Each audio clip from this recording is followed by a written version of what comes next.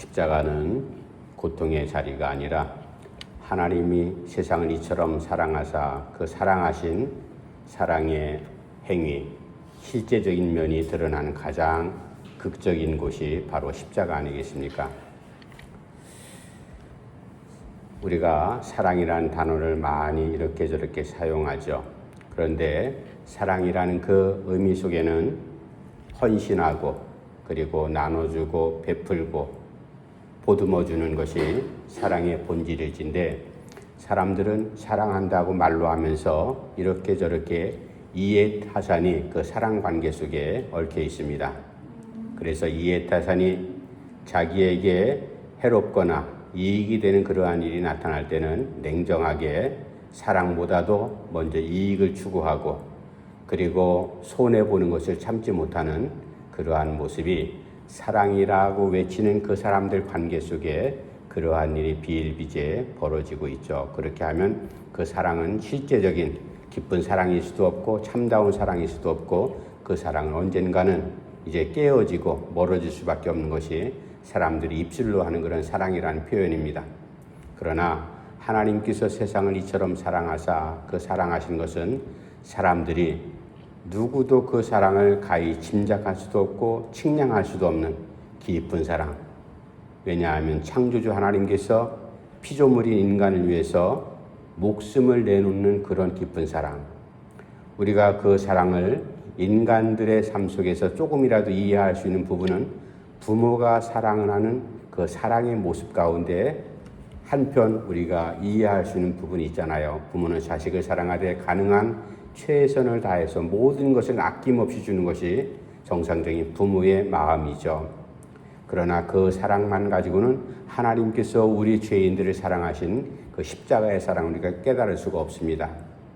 어쨌든 우리가 이 십자가의 깊은 사랑, 지난주에는 십자가 밑에서 되어진 일에 대해서 우리가 살펴봤고요.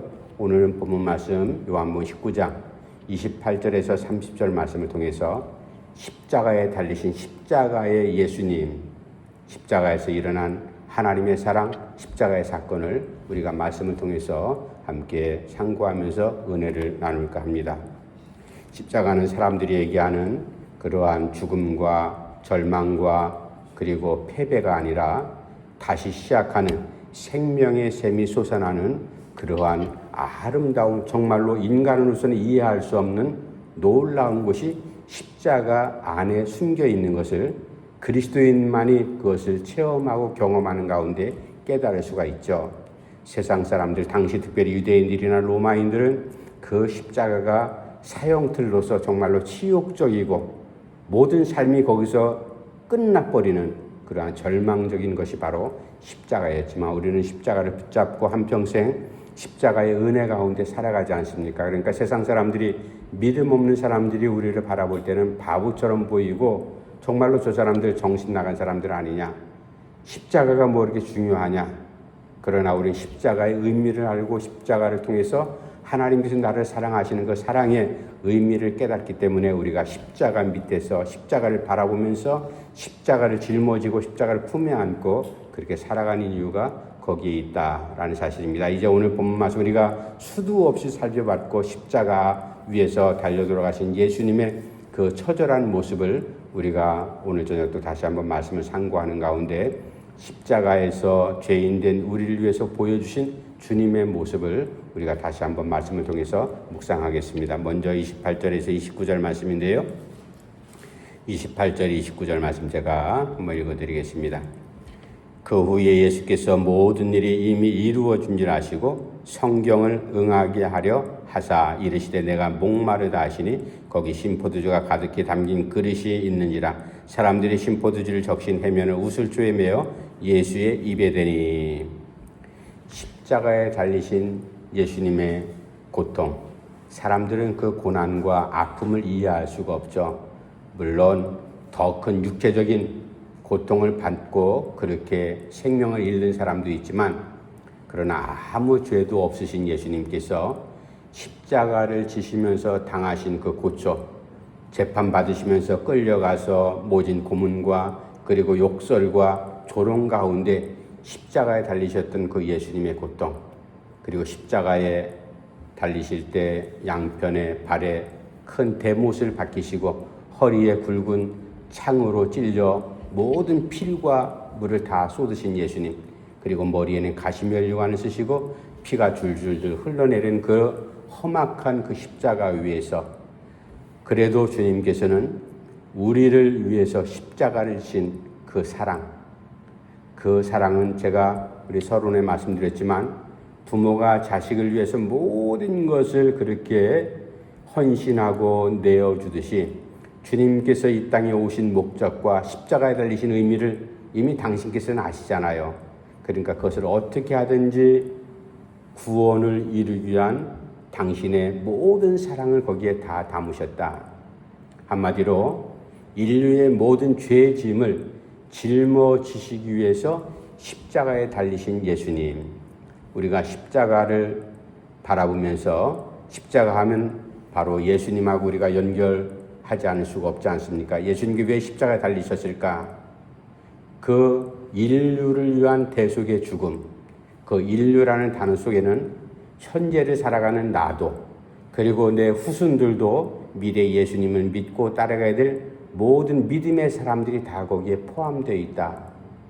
그러나 모든 예수님을 알지 못하고 예수님을 반대하고 하나님을 부인하는 사람들조차도 하나님께서 그리스도를 통해서 인류의 죄를 대신 짊어지신 그 사랑을 어떤 사람들은 깨닫고 예수님을 믿는가 하면, 그러나 많은 사람들은 세상 방식으로 편하게 살기 위해서 예수님을 믿지도 않고 배척하고 부인하고 외면하는 사람들도 수도 없이 많이 있습니다. 우리는 얼마나 다행스럽고 감사한 일인지, 십자가에 달리신 예수님의 모습은 이제 우리의 죄를 위해서 십자가에 달리셨다. 그래서 인류의 죄짐을 대속하기 위해서 짊어지신 그 예수님의 모습, 예수님께서 왜 십자가를 지셨을까? 왜 그 고통 가운데 죽으셨을까? 하나님께서 그 방법밖에 없었을까? 그러니까 하나님께서 세상을 사랑하신다 말씀하셨고, 그 말씀이 입으로만, 우리도 살아가면서 입으로만 하는 일이 얼마나 많아요. 그러나 입으로 말하는 것은 실제적으로 그게 진짜인지 가짜인지 확인할 방법이 잘 없지 않습니까? 그러니까 사람들은 누구든지 큰 일을 당해봐야지 그 사람의 진가를 알 수 있듯이, 하나님께서 인류를 사랑하신다는데 그 사랑의 실체가 무엇이냐? 물론 하나님께서 얼마든지 말씀으로 세상을 창조하신 하나님께서 우리 사람들을 위해서 말씀으로 용서하실 수 있죠. 그러나 말로만 하는, 사람들은 겪어봐서 말로만 하는 것을 우리가 진가를 파악할 수 없다. 실제로 이 땅에 사람의 몸을 입고 오셔서 사람들 똑같은 모습으로 계시다가 결국 사람들을 위해서 누가 봐도 가장 고통스러운 방법으로 우리를 사랑하신 그 모습. 우리가 부모님들 우리를 위해서 지금이야 삼시세끼 어지간하면 다 먹고 살잖아요. 예전에는 소금 먹피, 먹을 것이 없어서 정말로 허덕이는 그 세월 가운데도, 그리고 이제 잘 살아보세 하면서 6.25 전쟁 끝나고 지금까지 살아오는 동안에 어른들은 자식을 위해서 밤낮으로 정말로 무던히 고생했잖아요. 당신은 먹지 못해도 자식들의 입에 무언가를 넣어주기 위해서 모든 것을 헌신했던 바로 그 노고. 주님께서 우리를 용서하시고 또 우리를 구원하시기 위해서 십자가에 달리신 바로 인류의 죄짐을 지신 모습이 바로 그런 모습 아닐까. 편한 방법을 택하지 않고 실제적으로 우리를 사랑하시는, 죄의 모든 문제를 해결하시고 용서하시는 하나님께서 우리를 사랑하시는 방법이었다. 그래서 인류의 죄의 짐을 지고 십자가에 달리시는 예수님의 모습, 특별히 우리가 분명한 것은 그 인류라는 그 단어 안에 현재를 살아가는 나도 포함되어 있다는 사실을 우리가 늘 항상 잊지 말아야 될 겁니다. 두 번째, 십자가 위에 예수님은 어떠한 모습으로 우리에게 큰 은혜를, 우리가 그 십자가에 달리신 예수님을 어떻게 바라봐야 될까? 30절 말씀인데 제가 한번 더 읽어보겠습니다. 30절, 29절부터 30절. 거기 신 포도주가 가득히 담긴 그릇이 있는지라 사람들이 신 포도주를 적신 해면을 우슬조에 메어 예수의 입에 대니 예수께서 신 포도주를 받으신 후에 이르시되 다 이루었다 하시고 머리를 숙이니 영혼이 떠나가시니라.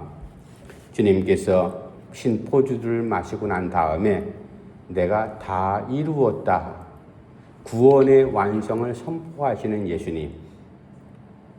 부활하심으로 해서 구원의 완성이 이루어진 것이 아니라 십자가 위에서 이미 내가 다 이루었다라고 선포하실 때 이미 구원이 다 이루어졌다.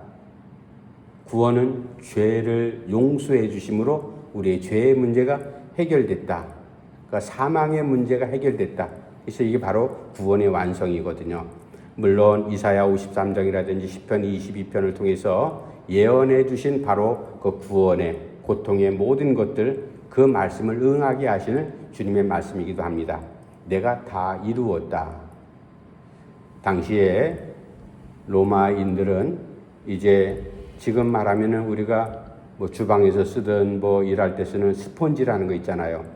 스펀지 쓰는 용도는 대부분 물을 적셔가지고 거기에 물을 담은 다음에 짜내는 그런 역할을 옛날에 많이 썼지 않습니까?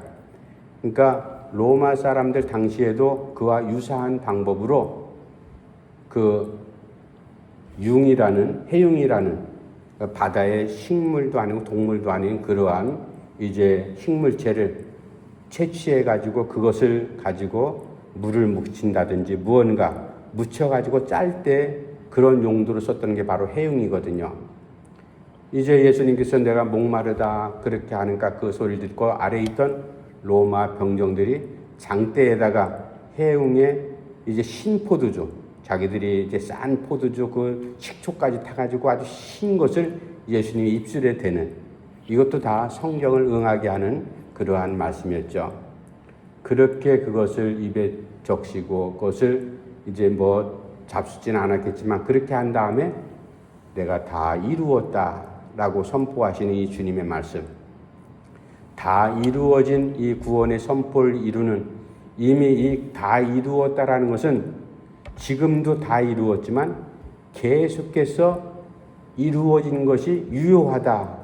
현재까지도 계속 미래까지도 바로 그런 말씀. 주님 오실 때까지 다 이루어진 이 구원의 완성이라는 것은 그 순간만이 아니라 지금도 앞으로도 주님 재림하실 때까지 계속 이루어지는 유효한 것을 이제 원어가 바로 문법적으로 그런 것을 시사하고 있습니다. 주님께서 다 이루신 은혜 가운데 우리가 죄인이지만 죄로 말미암아 죄값을 치르고 내가 영원한 영벌에 취할 수밖에 없는 그러한 존재지만 예수님의 사랑으로 말미암아 다 이루신 구원의 완성을 이루신 바로 그 은혜 가운데 우리가 지금 살아가고 있다라는 사실입니다. 그래서 주님께서 십자가 위에서 구원의 완성을 선포하셨다. 이것이 바로 십자가 위에서 되어진 요한복음을 통해서 우리에게 들려주시는 말씀이죠. 마지막 이제 세 번째 십자가 위에 예수님께서 어떻게 마지막 육신을 입고 오신 예수님께서 어떻게 마지막을 이제 마지막 순간을 맞이하시는가. 30절 말씀 우리 다 같이 한번 또 읽어봅시다. 30절 시작. 예수께서 신 포도주를 받으신 후에 이르시되 다 이루었다 하시고 머리를 숙이니 영혼이 떠나가시니라. 아멘. 다 이루었다 말씀하시고 머리를 숙이니 영혼이 떠나갔다. 이게 예수님의 마지막 모습입니다. 뭐 마태복음 엘리 엘리 라마 사막단 외치는 모습도 가상 7원의 여러 가지 말씀이 있지만 요한복음이 전해주는 우리 예수님의 마지막 모습. 다 이루었다 하시고 머리를 숙이니 영혼이 떠나갔다. 다 이루었다는 구원의 완성을 이루었다. 그리고 머리를 숙이니 라는 뜻이 성서학자들이 이렇게 해석합니다. 물론 요한복음 10장 30이 우리가 이미 살펴본 대로 내가 내 생명을 빼앗기는 것이 아니라 내가 스스로 주노라 주님 말씀하잖아요. 내가 십자가 달려 죽일 것을, 죽음에 대한 것을 예언하시면서 내가 누구에 의해서 죽임을 당하는 것이 아니라 내 스스로가 내가 목숨을 내놓는다. 바로 그런 뜻 아니겠어요? 이 말씀은 마가복음 10장 45절 우리가 잘 아는 대로 인자가 온 것은 세상에 온 것은 섬김을 받으려 함이 아니라 도리어 섬기려 하고 당신의 자기의 목숨을 많은 사람들의 대속물로 주려고 이 땅에 오셨다. 그러니까 주려고 마지막 머리를 숙인 것이 내 목숨을 대속을 위한 희생제물로 내가 준다. 바로 그런 의미가 머리를 숙인다라는 의미 속에 담겨 있다. 그리고 머리를 숙이니 영원히 떠나가니라. 이제 이 말씀 가운데 아버지여, 내 누가복음이라든지 다른 곳에 보면 내 영혼을 아버지께 부탁하나이다. 마지막 주님께서 육신의 죽음을 당하신 그 모습 가운데 우리가 예수님의 모습을 우리가 묵상하면서 마지막에도 우리가 어떻게 마지막 임종을 맞이해야 될 것인가. 건강할 때는 내가 이렇게 죽으면 좋겠다. 편안하게 잠자듯이 그렇게 죽음을 맞이하면 좋겠다. 사람들이 다 그렇게 원하거든요. 고통 없이, 아프지 않고 그렇게 세상 떠나고 하나님 품에 안기기를 다 원하지만 사람 뜻대로 되는 죽음이 아니지 않습니까? 죽음은 다양한 모습으로 임종을 맞이합니다. 그러나 한 가지 우리가 중요한 것은 언제 우리가 임종을 당할지 하나님의 부름을 받을지 몰라도 주님께서 말씀하신 대로 머리를 숙이니 영혼이 떠나가니라. 다른 복음서에 말씀하신 대로 아버지여 내 영혼을 아버지께 부탁하나이다. 그렇게 말씀하시니 주님의 말씀처럼 우리가 마지막에 세상을 원망하고 사람들을 미워하고 풀지 못해서 원한 관계에 떠나는 것이 아니라 다 모든 것 아버지께 맡깁니다. 내 영혼을 아버지 손에 부탁하나이다. 세상 사람들은 의사를 통해서 심장이 정지되어 있을 때, 심정지가 왔을 때 사망을 선고하죠.